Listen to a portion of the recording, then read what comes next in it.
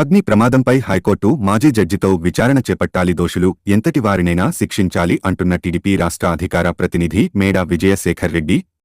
Madanapalle RDO కార్యాలయంలో జరిగిన అగ్ని ప్రమాదం వెనుక కుట్రకోణం ఉన్నదని, దీనిపై హైకోర్టు మాజీ జడ్జితో కమిటీ ఏర్పాటు చేసి ప్రత్యేకంగా విచారణ జరిపించాలని, దోషులు ఎంతటి వారైనా కఠినంగా శిక్షించాలని తెలుగుదేశం పార్టీ రాష్ట్ర అధికార ప్రతినిధి మేడా విజయశేఖర్ రెడ్డి అన్నారు. మంగళవారం రాజంపేట మేడా విజయశేఖర్ రెడ్డి కార్యాలయంలో పాత్రికేయుల సమావేశంలో మాట్లాడుతూ నూతన ఆర్జీఓ కార్యాలయంలో విద్యుత్ షార్ట్ సర్క్యూట్ జరిగే అవకాశం లేదని, ఫోరెన్సిక్ అధికారులు కూడా ఇలా నివేదించారని తెలిపారు. లోక్సభ సభ్యులు పెద్దిరెడ్డి మిథున్ రెడ్డి అనుయాయులు చేసిన భూ అక్రమాలు కప్పిపుచ్చుకునేందుకే అగ్ని ప్రమాదాన్ని సృష్టించారని ఆరోపించారు. గత 5 ఏళ్ల వైసీపీ పాలనలో రాయలసీమ జిల్లాలలో పెద్దిరెడ్డి వేల ఎకరాల భూదందాలకు పాల్పడ్డారని అన్నారు. చిత్తూరు, అన్నమయ్య, కడప జిల్లాలలో వేల ఎకరాల భూములు అన్యాక్రాంతమయ్యాయని, ఫ్రీ హోల్డ్ కేటగిరీ ద్వారా వేల ఎకరాలు అక్రమ రిజిస్ట్రేషన్లు చేసుకున్నారని తెలిపారు. తపాలా శాఖలో పనిచేసే గౌతమ్ జయదేవ్ను మదనపల్లి ఆర్డీఓ కార్యాలయంలో సీనియర్ అసిస్టెంట్గాను, ఆర్డీఓగా మురళిని నియమించుకుని పెద్దిరెడ్డి అనేక అక్రమాలకు పాల్పడ్డారని, జిల్లా కలెక్టర్ గిరీష పిఎస్ను సైతం మిథున్ రెడ్డి నియమించుకుని అక్రమాలకు పాల్పడ్డారని తెలిపారు. రాజంపేట నియోజకవర్గంలో సైతం వేల ఎకరాల భూములు కబ్జాకు గురయ్యాయని, నియోజకవర్గంలోని వైసీపీ బడా నేత ఎన్నికల ముందు 50 ఎకరాలు అక్రమ రిజిస్ట్రేషన్ చేయించుకున్నారని ఆరోపించారు. రాష్ట్ర ముఖ్యమంత్రి చంద్రబాబు నాయుడు వైసీపీ నేతల భూ అక్రమాలపై ప్రత్యేక చర్యలు చేపట్టి కబ్జా చేసిన భూములను స్వాధీనం చేసుకోవాలని కోరారు. వైసీపీ నేతల అక్రమాలను కప్పిపుచ్చుకునేందుకు ఎంతటి అఘాయిత్యానికైనా పాల్పడతారని, కావున రాష్ట్ర వ్యాప్తంగా ఉన్న రెవెన్యూ కార్యాలయాలకు ప్రత్యేక భద్రత కల్పించాలని తెలియజేశారు. ఈ సమావేశంలో ఆదిశేషారెడ్డి, చింతకాయపల్లి ఎంపీటీసీ పెంచలయ్య, ధనంజయ నాయుడు, తెలుగు మహిళ జిల్లా ఉపాధ్యక్షులు వాణిగారు, మండే నాగరాజు, చుక్కకొండయ్య, సాతపల్లి వెంకీ ఇంకా తదితర తెదేపా నాయకులు పాల్గొన్నారు. పత్రికా సోదరులందరికీ నమస్కారం.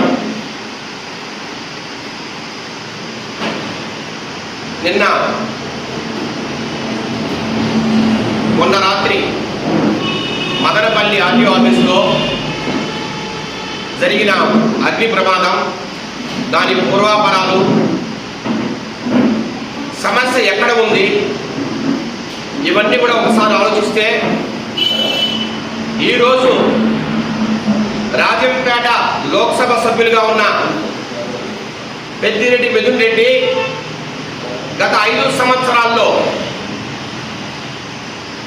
వైసీపీ ప్రభుత్వాన్ని అడ్డం పెట్టుకొని, తన తండ్రి మంత్రిత్వాన్ని అడ్డం పెట్టుకొని పూర్తిగా ఈ రాయలసీమ జిల్లాల్లో కడప అయితేనేమి, అన్నమయ్య జిల్లా అయితేనేమి, చిత్తూరు, తిరుపతి, సత్యసాయి, అట్లాగే అనంతపూర్, ఈ జిల్లాల్లో పూర్తిగా అక్రమాలకు, భూదందాలకు పాల్పడి తన బినామీలతో వేల ఎకరాల భూమిని కొట్టేసే క్రమంలో ఎక్కడ చూసినా అక్రమాలకు తెరలేపిన మాట వాస్తవం.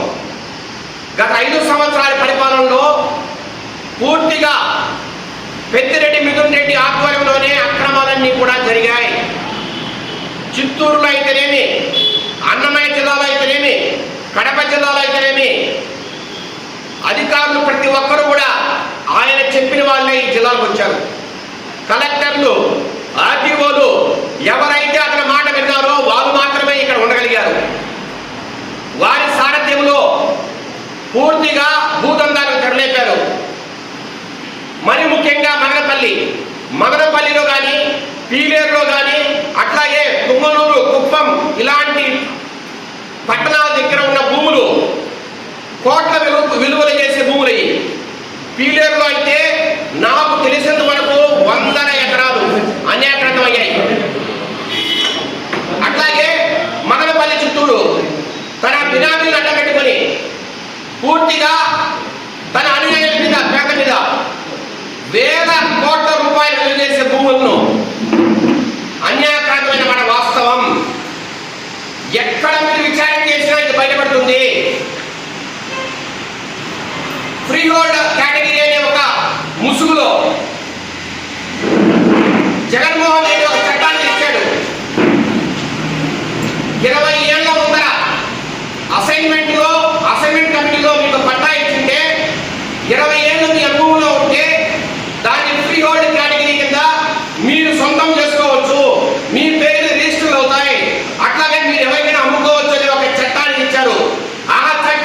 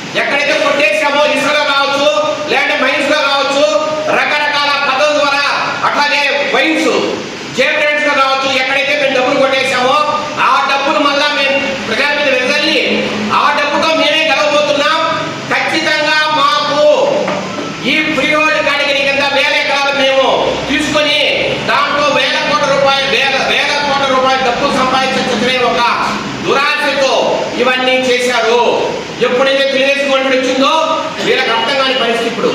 అందువల్లే పూర్తిగా ఈ రికార్డుని మాయం చేయాలా, ఈ రికార్డులని కాల్ చేయాలా. మీరు ఒక్కసారి గమనించండి, ఏపీఎండీసీ లో కూడా ఒక నెల క్రితం ఇలాగే అక్కడ రికార్డ్స్ కావచ్చు, అట్లాగే కాపీలు హార్డ్ డిస్క్ కావచ్చు, అన్ని కూడా విజయవాడ దగ్గర దగ్ధం చేయడానికి ప్రయత్నం చేశారు కొంతమంది. అట్లాగే ఇక్కడ కూడా మదనపల్లిలో మొన్న రాత్రి అగ్ని ప్రమాదం. అది ఒక కొత్త భవనం, అది షార్ట్ సర్క్యూట్ చేసే అవకాశమే లేదు. నేను అడుగుతున్నా, 11:30కు ఘటన జరిగితే ప్రొద్దునే సాక్షి పేపర్లో, అది 12కో 1 గంటకో ప్రింట్ అయ్యే సాక్షి పేపర్లో ఎట్లా న్యూస్ వచ్చిందో ఒక్కసారి గమనించాలి అందరూ కూడా. రాష్ట్ర వ్యాప్తంగా నేను అందరికీ కూడా ఒక్క మాట మనవి చేస్తున్నా, సాక్షి పేపర్లో పొద్దున ఆ న్యూస్ ఎలా వచ్చింది కలెక్టర్కి తెలియదు, ఎస్పీకి తెలియదు, డిఎస్పీకి తెలియదు, ఎవరికి తెలియని ఒక న్యూస్ పొద్దున సాక్షి పేపర్లో వచ్చిందంటే దీని వెనక సూత్రధారులు ఎవరు, సాక్షి విలేకరికి ఎవరు చెప్పారు, దాన్ని షార్ట్ సర్క్యూట్ అని ఆయనకి ఎవరు చెప్పారు అంటే మీకు అన్ని తెలిసే దొరుకుతున్నాయా? సాక్షి పేపర్ని అడ్డం పెట్టుకొని మీరు చేసే దురాగతాలు గత 5 ఏళ్ళలో నడిచేయాలని ఇప్పుడు నడవవు. ఎందుకంటే ఇది తెలుగుదేశం పార్టీ ప్రభుత్వం, నారా చంద్రబాబు నాయుడు గారు ముఖ్యమంత్రి, ప్రజాస్వామ్యబద్ధంగా ప్రజాస్వామ్య విలువలతో కూడిన ప్రభుత్వం ఇది.